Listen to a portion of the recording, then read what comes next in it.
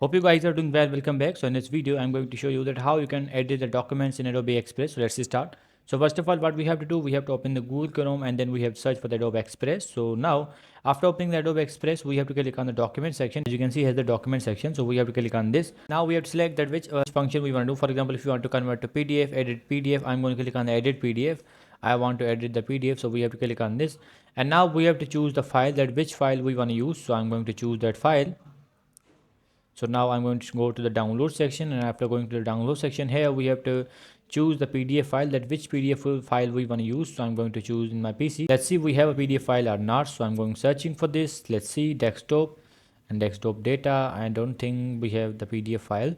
So as you can see, here's the option for the PDF, edit PDF. So if you want to edit the PDF, we have to click on this, and after clicking on this, as you can see, here's the option for the browse. We have to upload the PDF file here, and after uploading the PDF file, you will be able to edit that. All options will be here. So in this way, you can upload your PDF file and edit it on Adobe Express. I hope you guys understand this video, that how you can edit a PDF in Adobe Express. So see you guys in the next video.